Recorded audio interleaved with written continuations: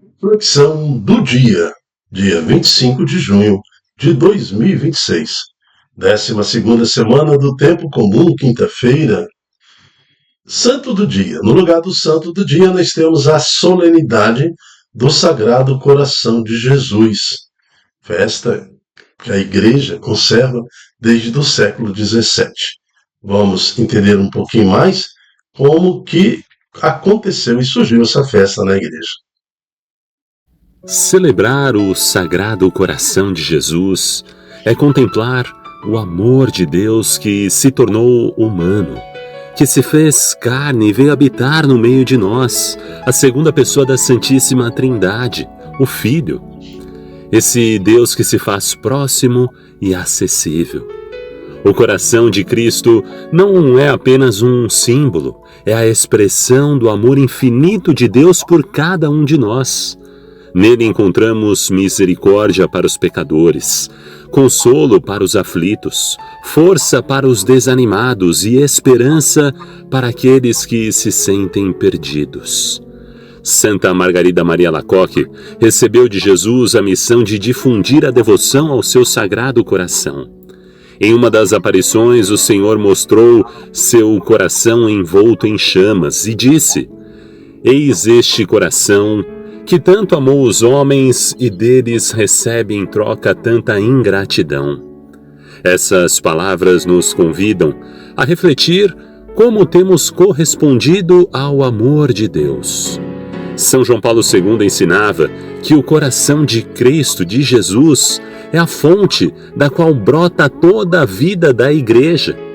Nele encontramos a explicação para a cruz, para a Eucaristia e para cada gesto de amor de Jesus. Tudo o que ele fez foi movido por um amor sem limites. São Claude de la Colombière, grande apóstolo do Sagrado Coração, afirmava que a maior tristeza de Jesus não é o pecado em si, mas a falta de confiança de seus filhos na sua infinita misericórdia. Por isso, se aproximar do Sagrado Coração é aprender a confiar, mesmo quando somos frágeis e pecadores. Não existe pecado maior do que a misericórdia divina. Deus perdoa e quer te perdoar. Se aproxime de sua misericórdia. Nesta solenidade, nesta festa do Sagrado Coração de Jesus, somos convidados a repousar o nosso coração no coração de Cristo, como fez São João, o evangelista, na última ceia. Em um mundo marcado pela pressa, pela ansiedade, pela correria e pela indiferença, Cristo nos oferece seu coração como refúgio seguro, uma escola de amor e fonte inesgotável de paz. Que possamos rezar todos os dias com fé. Sagrado Coração de Jesus, eu confio em vós. Diante desta explicação, possamos consagrar então o nosso dia, tudo que temos e somos, ao Sagrado Coração de Jesus. Vamos preparar o nosso coração para que Deus agora fale para o nosso intelecto, a nossa alma. Fala, Senhor, que teu Filho te escuta. Proclamação do Evangelho de Jesus Cristo, segundo Mateus. Glória a vós, Senhor. Naquele tempo, disse Jesus aos seus discípulos: nem todo aquele que me... Leitura do segundo livro dos Reis. Joaquim tinha 18 anos quando começou a reinar, e reinou 3 meses em Jerusalém. Sua mãe chamava-se Noestã, filha de Eunatã, de Jerusalém. E ele fez o mal diante do Senhor, segundo tudo o que seu pai tinha feito. Naquele tempo, os oficiais de Nabucodonosor, rei da Babilônia, marcharam contra Jerusalém e a cidade foi sitiada. Nabucodonosor, rei da Babilônia, veio em pessoa atacar a cidade, enquanto seus soldados a sitiavam. Então Joaquim, rei de Judá, apresentou-se ao rei da Babilônia, com sua mãe, seus servos, seus príncipes e seus eunucos. E o rei da Babilônia os fez prisioneiros. Isto aconteceu no 8º ano do seu reinado. Nabucodonosor levou todos os tesouros do templo do Senhor e do palácio real, e quebrou todos os objetos de ouro que Salomão, rei de Israel, havia fabricado para o templo do Senhor, conforme o Senhor havia anunciado. Levou para o cativeiro Jerusalém inteira, todos os príncipes e todos os valentes do exército, num total de 10.000 exilados, e todos os ferreiros e serralheiros, só deixou a população mais pobre do país.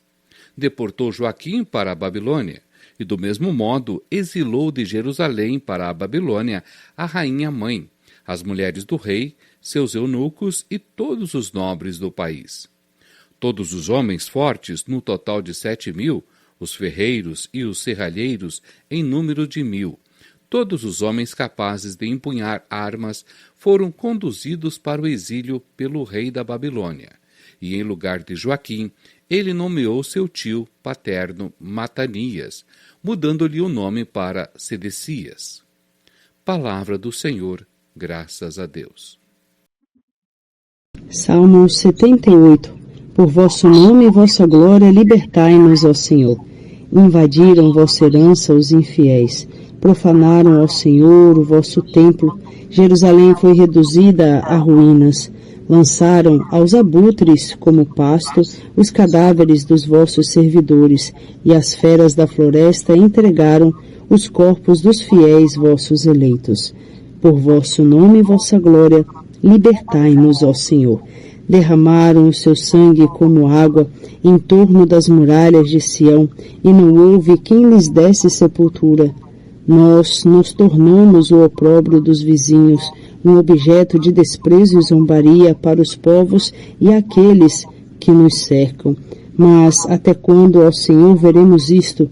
Conservareis eternamente a vossa ira? Como fogo arderá a vossa cólera? Por vosso nome e vossa glória, libertai-nos, ó Senhor. Não lembreis as nossas culpas do passado, mas venha logo sobre nós vossa bondade, pois estamos humilhados em extremo. Ajudai-nos, nosso Deus e Salvador. Por vosso nome e vossa glória, libertai-nos. Por vosso nome, perdoai nossos pecados. Por vosso nome e vossa glória, libertai-nos, ó Senhor.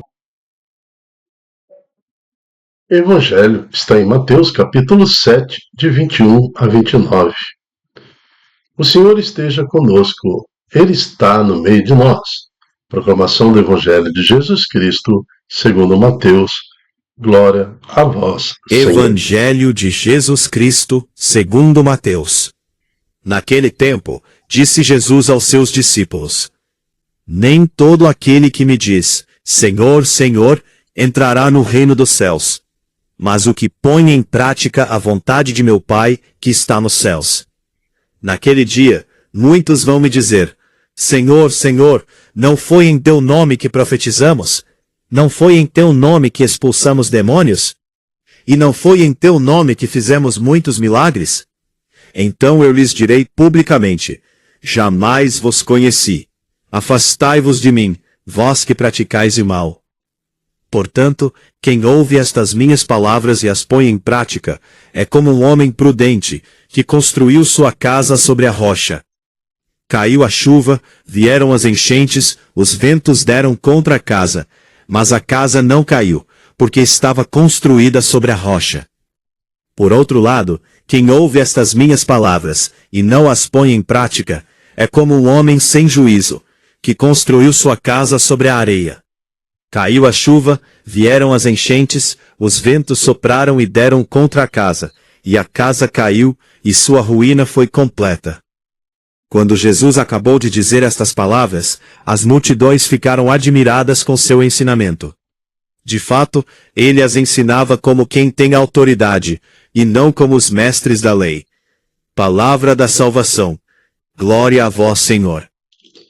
Diante desse evangelho, que possamos, animado pela liturgia de hoje, pelo Sagrado Coração de Jesus, construir a nossa vida no alicerce forte, firme, a rocha que é Jesus Cristo. Agora, esta rocha vem também, começa com a nossa vida, começa com a nossa infância, começa com a nossa adolescência.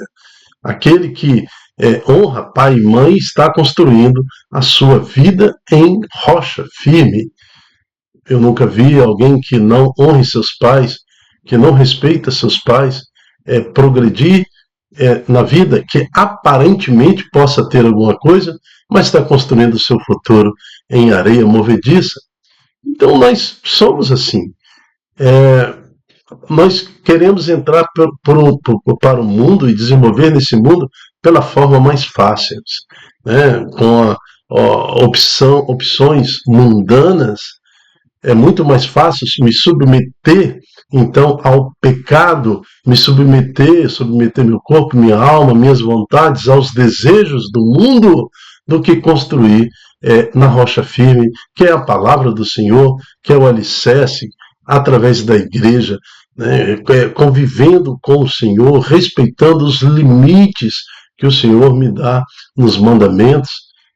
Então, defendido pela religião, defendido pela igreja, defendido pela doutrina, nós precisamos de leis na nossa vida, nós precisamos de limites na nossa vida para então construirmos a nossa casa. Isto é construir a casa sobre a rocha, sua vida sobre a rocha. Minha vida está no limite da palavra. Senão você é mais um agressivo no trânsito, mais um que vai criar briga, falar palavrão, bebedeira, mais um que vai viver essa ilusão deste mundo.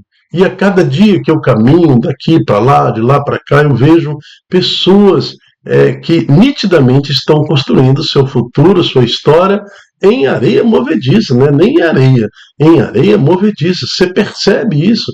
O jeito de andar, o jeito de falar, o jeito de se comportar em público, você já observa.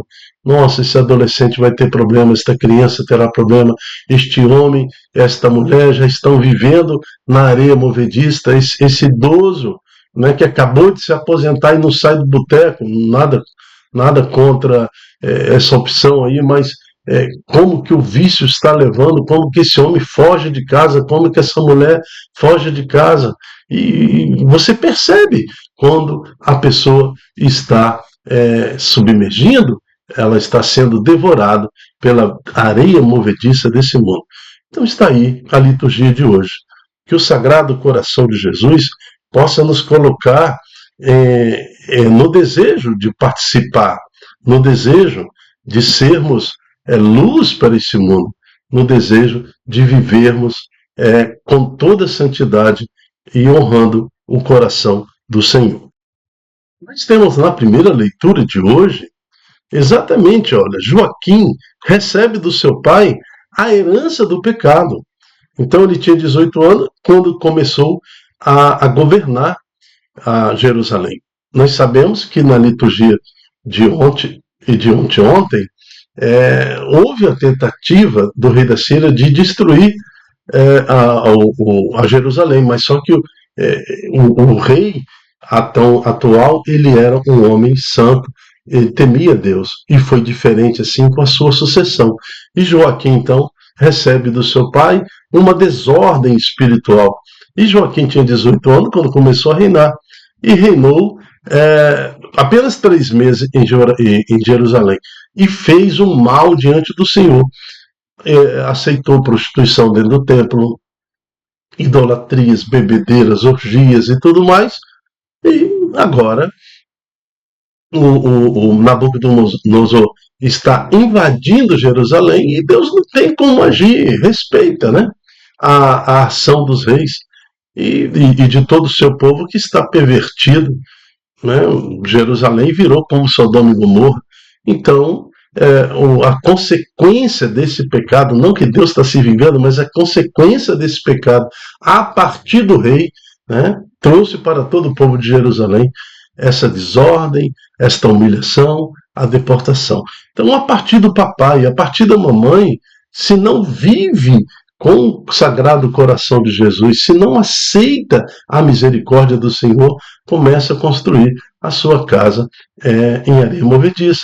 E isso reflete na vida dos filhos, dos netos, na vida de toda a família. Então, nós aqui, Joaquim poderia ter eliminado esta maldição. Joaquim, aqui o filho que recebeu de herança como o pai, falou: não, eu vou honrar o Senhor. Na minha geração para frente, não receberei esta maldição. Mas ao contrário, né? Seguiu o exemplo do pai e acabou destruindo sua vida e a vida de todos aqueles que habitavam em Jerusalém. Isso que o Salmo fala, né? Por vosso nome, a vossa glória, libertai-nos, ó Senhor. Temos que ter essa consciência de que precisamos da libertação do Senhor. Necessitamos da mão poderosa do Senhor para nos colocar de pé, para que a nossa vida siga conforme a vontade de Deus. E diante do Evangelho de hoje, queremos ser contados como aqueles que ouviram a palavra do Senhor e não ser rejeitado, como aqueles que, embora tivessem vivendo e anunciando o Evangelho em praças públicas e servindo até nas igrejas, não fizeram a vontade do Pai. Ao contrário, então, queremos fazer que o Sagrado Coração de Jesus brilhe em nosso coração. Amém. Eu me chamo Dilton Góes e a Reflexão do Dia é um programa diário com o objetivo de estudo da Palavra de Deus, que acompanha a liturgia do dia, né?